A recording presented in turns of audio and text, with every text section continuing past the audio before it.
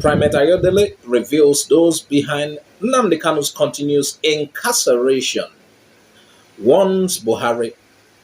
The leader of the INRI Evangelical Spiritual Church, Primate Elijah Ayodele, has identified politicians as those responsible for the continued incarceration of Nnamdi Kanu, leader of the Indigenous People of Biafra (IPOB). Ayodele said these politicians should withdraw from Kanu's continued incarceration. He also warned President Muhammadu Buhari that the Southeast would become more volatile with Kanu continued incarceration.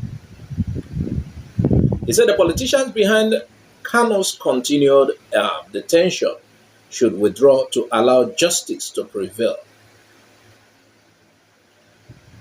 The clergyman said Kanu's continued incarceration will cause a serious crisis in 2023 general election. He said, the more Nnamdi Kanu stays in prison, the more volatile the Southeast zone becomes. According to him, if they want peace in the zone, politicians behind his travails should withdraw. The government should stop locking him behind bars. If he's guilty, let him be sentenced. If he's not, let him be set free. That's criteria for peace. Kanu had been locked up since he was kidnapped in June last year, 2021 in Kenya. Upon his kidnap, he was repatriated to Nigeria. And following his return, an appeal court in Abuja had acquitted and discharged Kanu of terrorism charges. And despite the judgment, the stubborn Nigerian government has a lot of times disregarded the rule of law, still kept him in custody.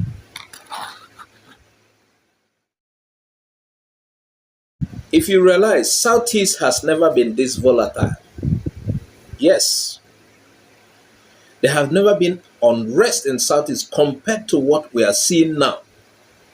And we all know the cause. And a lot of people have been advising this government, and I don't know why it's falling on deaf ears. Release Mazi Nnamdi Kanu.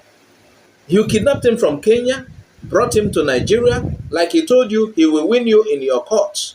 You tried him and the court discharged and acquitted him. Instead of obeying court ruling, the judges were changed, and you brought a judge that gave you judgment to your favor.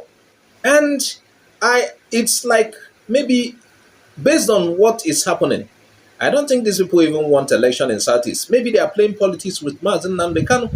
Or else, you have seen why the place is facing the greatest unrest, apart from the time of Civil War, the greatest unrest in the history of Southeast, this particular time. And the government knows why.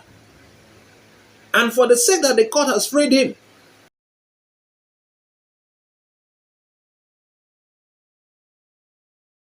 newspaper vendors in Anambra State have protested the alleged ban on newsstands across the state by the state government. The vendors said the ban was an infringement on citizens' right of freedom of the press. They said government agents have been harassing them on a daily basis, asking them to rent offices, shops, where they would sell their newspapers. A female vendor at Aroma, Esther Godwin, who spoke to journalists, said some government agents came to her newsstand and warned her to stop selling newspaper there from next week, adding that when she asked them the reason for the quit notice, they told her it was Governor Soludo's decision.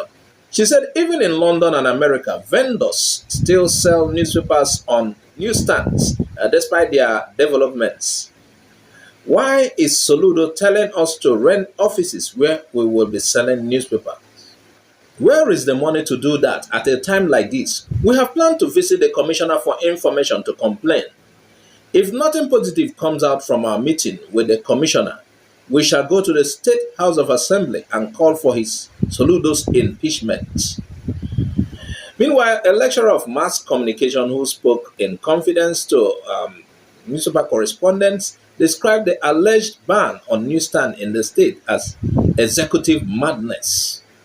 He said the newspaper sales and distribution were components of a free press in a democratic society, stating that emasculating the newspaper vendors under any guise was unfair and against the tenets of constitutional democracy. The mass media is central to the development of any democratic society. This has been generally acknowledged in developed countries to the extent that the media has often been described as the fourth estate of the realm. Nigeria, like other democracies, recognizes the role of mass media and has gone to the extent of giving constitutional backing to it. The 1999 Constitution did not only guarantee every Nigerian's freedom of expression and to own, establish, and operate any medium for the dissemination of information, ideas, and opinions, but also give obligations to the media to monitor governance and hold the government accountable to the people. Section 39 of the Constitution states that every person shall be entitled to freedom of expression, including the freedom to hold opinions, including the freedom to receive and impart ideas and information without interference. Section 22 of the Constitution states that the press, radio, television, and other agencies of mass media shall at all times be free to uphold the fundamental objectives contained in Chapter 2 of the 1999 Constitution and uphold the responsibility and accountability of the government to the people. So it's only a government that has something to fear or hide that will want to restrict vendors from circulating newspapers and other periodicals. I don't know whether Soludo's second name is Nkemelejo Yomekwozo. This is amazing, and I wonder why it seems it's the poor that are the first victims of Soludo's government.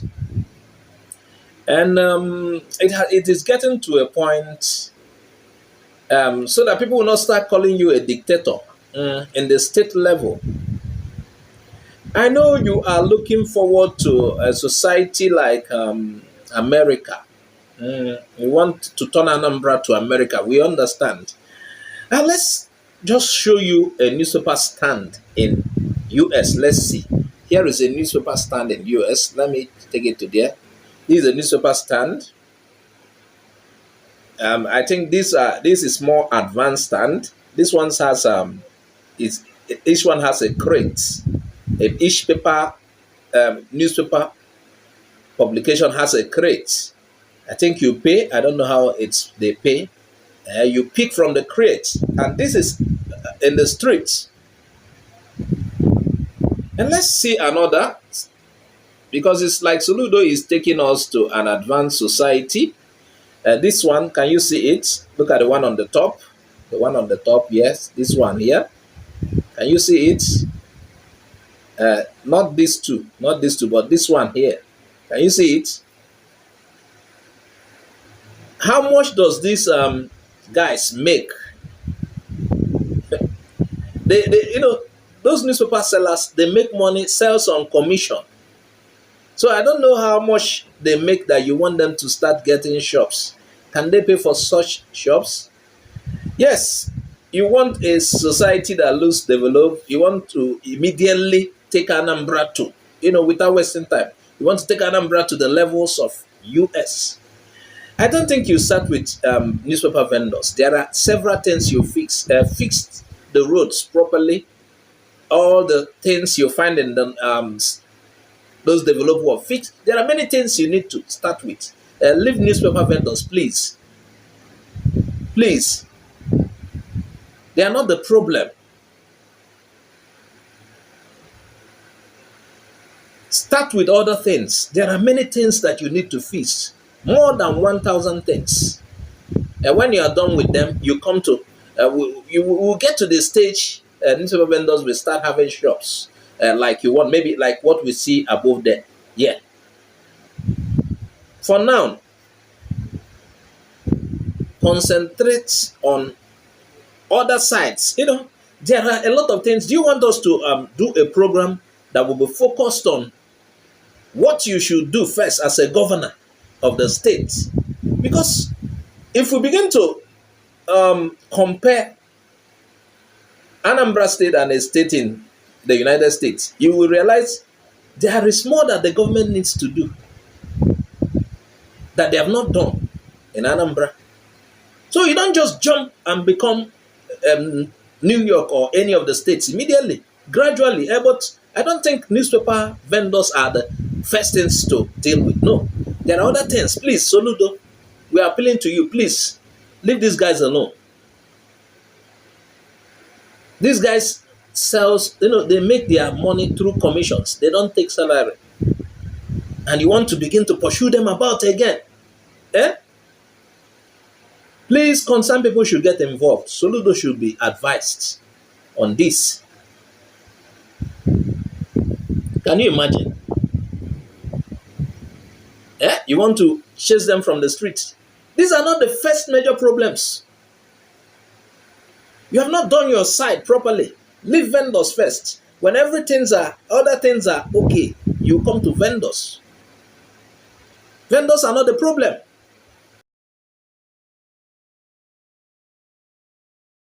In rounding up, something happened though.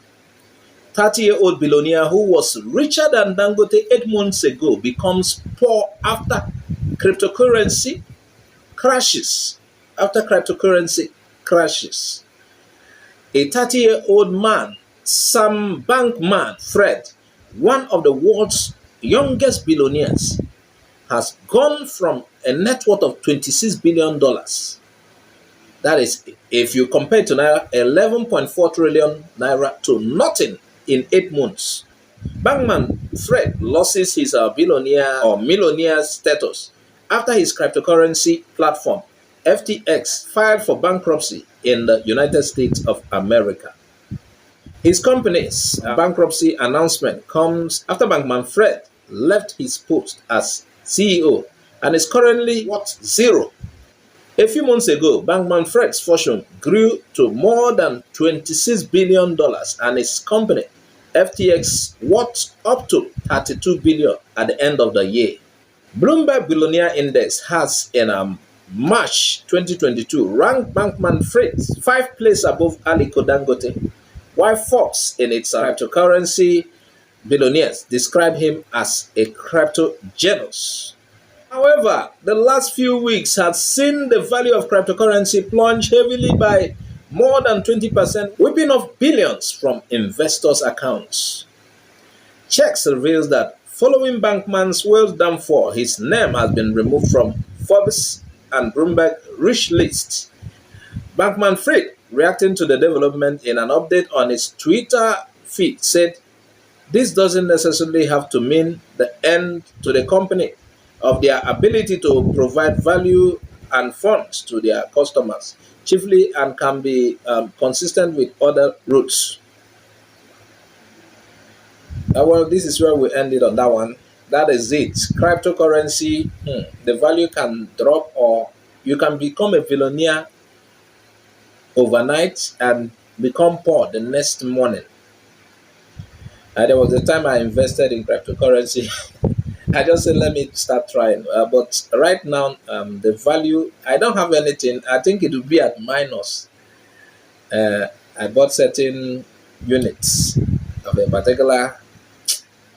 That is what it is. This guy has been richer than Dangote. 5th place richer than Dangote. Suddenly, the value dropped. So when you invest, it's like this, what do they call it? Betting game. Anything can happen. I remember then, back in the village, some people bet with houses and cars. You will see somebody come home owning 3 mansions, and maybe in 1 week time, he doesn't even have a hut to stay. Cryptocurrency, but though it looks more legal and accepted, but then it's a dangerous kind of a thing. When it wants to collapse, I've seen guys who invested certain millions, not up to 20 million. Before you know it, they made almost some to the tune of 200 million.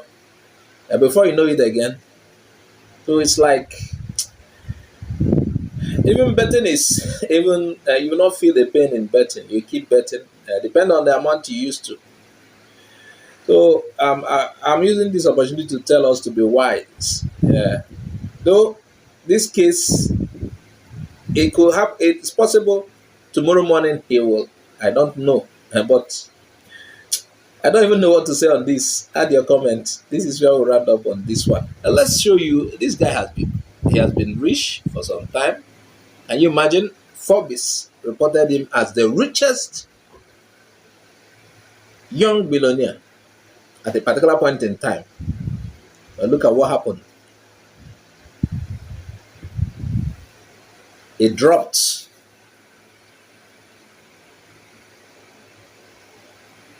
May God help us.